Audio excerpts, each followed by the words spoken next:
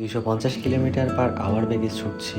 জানলার বাইরে থেকে গুইলেনের পাহাড়গুলো সরে যাচ্ছে। এই একটা শটের জন্য লাগছে একটা ফ্লাইট, একটা বুলেট ট্রেন আর বাংলাদেশকে দেওয়া বিদায়। শুরুটা হয়েছিল বাগেরহাট আমার বাড়ি থেকে। এই ভিডিওতে থাকবে পুরো জার্নিটা, ঢাকা থেকে ফ্লাইটে গুয়াংজু, গুয়াংজু থেকে বুলেট ট্রেনে গুইলেনের পাহাড় দেখার সবকিছু। এটা শুধু একটা ট্রাভেল ব্লগ না, এটা দুইটা দেশের মাঝে আমার বিদায়ের ফেরা। চলো শুরু করি সেই বিদায় থেকে। আসসালামু আলাইকুম দর্শক, আমি জুহাইর সালিম বাংলাদেশ থেকে আর কি নতুন ভিডিওতে আপনাদেরকে স্বাগতম জানাচ্ছি। আমার আগের ভিডিওতে আপনারা দেখেছিলেন যে আমি চায়না থেকে বাংলাদেশে আসছি, এটা সারপ্রাইজ ব্লগ ছিল। তো দেখতে দেখতে প্রায় একটা মাস চলে গেছে। আমি আগের মাসে 23 তারিখ বাংলাদেশে ল্যান্ড করছিলাম, আর আজকে হচ্ছে 21 তারিখ। কালকে আমি বাংলাদেশে আছি, পরশুদিন আমি আবার চীনের উদ্দেশ্যে রওনা দিব। তো এত জলদি একটা মাস অতিবাহিত হয়ে গেল, এটা কল্পনার বাইরে। কিভাবে টাইম এত দ্রুত যাচ্ছে আমরা বুঝে উঠতে পারতেছি না। তো আমি ভাবছিলাম মাঝখানে আমি কোথাও গেলে বা নতুন কিছু এক্সপ্লোর করলে বাগেরহাট নিয়ে, বাংলাদেশ নিয়ে, সেটা নিয়ে ভিডিও করবো, বাট সেরকম হয়ে ওঠে নাই। আসার পর থেকে অসুস্থ হয়ে পড়ছি, গলা দেখতে পাচ্ছেন, কথা যে গলা ভেঙে গেছে। তো ঠান্ডা গরম মিলে আমার অবস্থা খুবই বাজে। আরও খাবার দাবার নিয়ে একটু সমস্যা হয়েছে। তো নতুন কালচার আমি ওই সাইডে হচ্ছে ইউজ টু হয়ে গেছি, এখানে এসে সমস্যা হচ্ছে তাই। তো এই আর একটা দিন এখানে আসি, কালকে সারাদিনটা থাকবো। বাগেরহাট নিয়ে আপাতত কিছু দেখাবো না, বাগেরহাট নিয়ে কিছু যদিও দেখাইতেও পারি নাই। ইনশাল্লাহ কোনো একদিন আবার আসবো, তখন ভালোভাবে এক্সপ্লোর করে দেখাবো। দেখা হচ্ছে তবে আপনাদের সাথে ঢাকা গিয়ে, এয়ারপোর্টে যখন যাবো তখন। 2000 years later. তো অবস্থা একদমই খারাপ আমার। আমরা হচ্ছে আজকে সকালে আসছি বাগেরহাট থেকে ঢাকাতে। এখন বাজতেছে হচ্ছে প্রায় 5টা। আমার 7টার ভিতরে আমার হচ্ছে এয়ারপোর্টে ঢুকতে হবে, বোর্ডিং 8টায়। দেন হচ্ছে আমার ফ্লাইট 10টায়। তো এখন দেখতে পাচ্ছেন কি পরিমাণ ঘামাইছি, এত পরিমাণ ঢাকার বাজে অবস্থা। তো আপাতত আগে এয়ারপোর্টে যাই, এয়ারপোর্টে যেয়ে দেন ভিতরে গিয়ে দেখা হচ্ছে। এখানে আর কথা বলার মতো অবস্থা নাই, হাঁপানি উঠে গেছে, তো শ্বাস উঠে গেছে। তো ভিতরে গিয়ে দেখা হচ্ছে।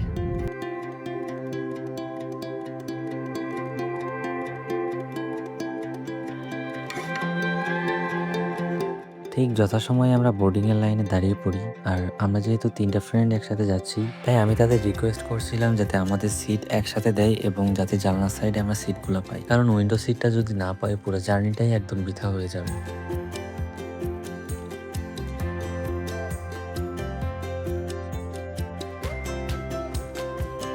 বোর্ডিং কমপ্লিট করে আমরা ইমিগ্রেশনের দিকে রওনা হই এবং স্মুথলি আমরা ইমিগ্রেশনটি কমপ্লিট করি। কিন্তু তারপরই আসে বাংলাদেশ এয়ারপোর্টের সব থেকে বাজে সিস্টেম, যেটা হচ্ছে সিকিউরিটি চেক। এটা নিয়ে যতটা বলবো ততটাই কম বলা হয়ে যাবে। জুতা, মোজা, বেল্ট থেকে শুরু করে সবকিছু খুলে এখানে চেক করতে হয়। যদি এরা পারতো জামা কাপড় খুলেও চেক করতো।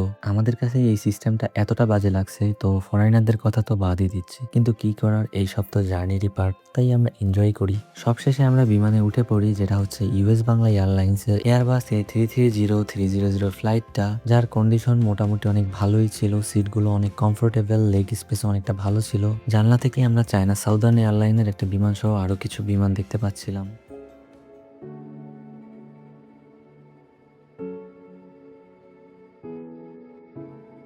আমাদের বিমানটি অবশেষে টেক অফ করলো। আস্তে আস্তে ঢাকার আলোকিত জনপদ নিচে ছোট হয়ে যাচ্ছিল। এই মুহূর্তে মনে হচ্ছিল এই দেশটা ছেড়ে যাচ্ছে আবার। যেখানেই যাই না কেন ফেরত তো আমাকে এখানেই আসতে হবে, আমার চিরচেনা বাংলাদেশ।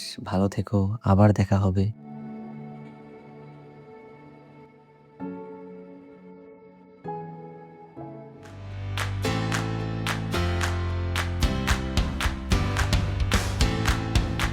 ফ্লাইট থেকে নেমে আমরা স্বয়ংক্রিয় ইমিগ্রেশনে আমাদের ইমিগ্রেশনটা কমপ্লিট করে আমাদের ব্যাগেজ ক্লেমের দিকে রওনা দিই।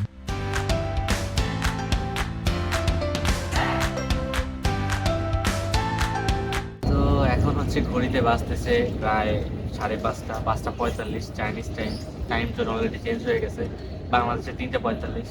মাত্র হচ্ছে আমরা ব্যাগগুলো ক্লেম করলাম। আমাদের এখনো একটা ফ্রেন্ড আসা বাকি আছে, ও আসবে। তারপর হচ্ছে এগুলো নিয়ে আমরা বাইরে যাব। বাইরে গিয়ে রেডি বুক করে আমাদের মেট্রো স্টেশনে। এখনো বহুত জার্নি, মেট্রো থেকে গুইলিন অনেক জার্নি বাকি। তো শরীরের অবস্থা 12টা বাজে আছে, সকাল থেকে জার্নির উপরে আছি, দেখতেই পারছেন। বাগেরহাট থেকে ঢাকা, ঢাকা থেকে অনেক পেইনে আছি। তো আপাতত আসলে আমরা ব্যাগগুলো নিয়ে আসলে টিকিট করে বের হয়ে যাবো। আর বেশি খাওয়াতে চান করতেছি না, জাস্ট আপনারা ভিডিওগুলো এনজয় করতে থাকেন।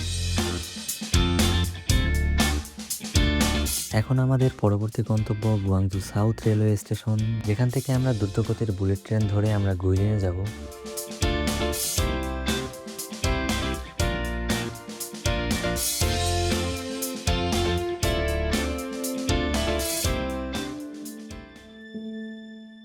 এখন আমরা আছি গুয়াংজু সাউথ রেলওয়ে স্টেশনে। এই স্টেশনটা দেখলে বিশ্বাসই হবে না যে এটা একটা ট্রেন স্টেশন। এর সাইজ বাংলাদেশ এয়ারপোর্টের কয়েক গুণ।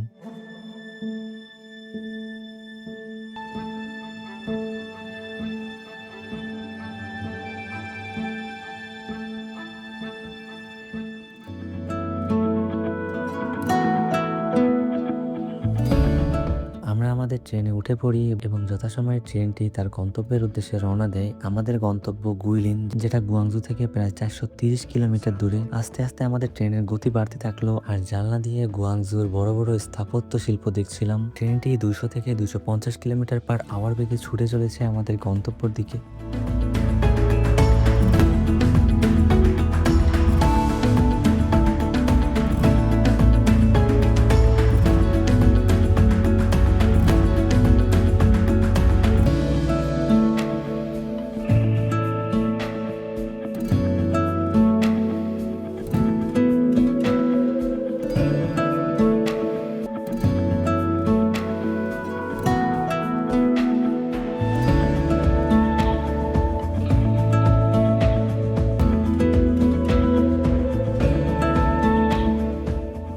Two thousand years later.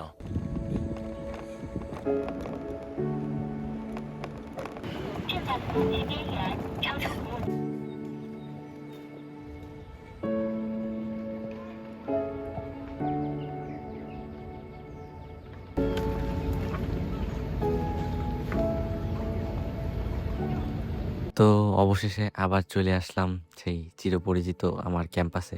আমি আসছি পরশুদিন। আজকে হচ্ছে 26 তারিখ আর কালকে হচ্ছে 27 তারিখ আমাদের চায়নায় ঈদ এবং 28 তারিখ হচ্ছে আমাদের বাংলাদেশে ঈদ। এখন কিছু করার নাই, এমন একটা সময় দেশে গেছি, এখন এমন একটা সময় দেশ থেকে ফেরা লাগছে। হাতে আর কিছু করার নাই। তো এভাবেই সবকিছু চলছে। আবার এই ব্যস্ত জীবনের সাথে নিজেকে অভ্যস্ত করে নিতে হবে। রেগুলার ক্লাস, দেন নিজের রান্না বান্না সবকিছুর সাথে। এতদিন খুবই রিল্যাক্সের একটা লাইফ লিড করতেছিলাম, প্রায় 1 মাসের মতো বাসায় শুয়ে বসে কাটাইতাম। আম্মু রান্না করে দিত। সবকিছু একটু আলাদা, একটু ভালো লাগা কাজ করতেছিল। আজকে ভিডিওটা আর বড় করবো না। আজকে হচ্ছে একটু গিরে জার্নি নিয়ে আপনাদের ভিডিওটা শেয়ার করেছিলাম। নেক্সট ভিডিও হয়তো হবে আমার এখানে যে কোরবানির ঈদটা, ঈদুল আজহা কিভাবে উদযাপন করি সেটা নিয়ে। তো আশা করি ভিডিওটি আপনাদের কাছে ভালো লেগেছে। যদি ভালো লেগে থাকে অবশ্যই ভিডিওতে একটা লাইক করে আমাদের চ্যানেলটি সাবস্ক্রাইব করতে ভুলবেন না। দেখা হচ্ছে পরবর্তী কোনো ভিডিওতে, পরবর্তী কোনো নতুন টপিক নিয়ে অথবা এক্সপ্লোরেশন ব্লগ নিয়ে। সে পর্যন্ত আপনারা সবাই ভালো থাকবেন। টিল দেন, আল্লাহ হাফেজ গাইস। জোয়ার আউট।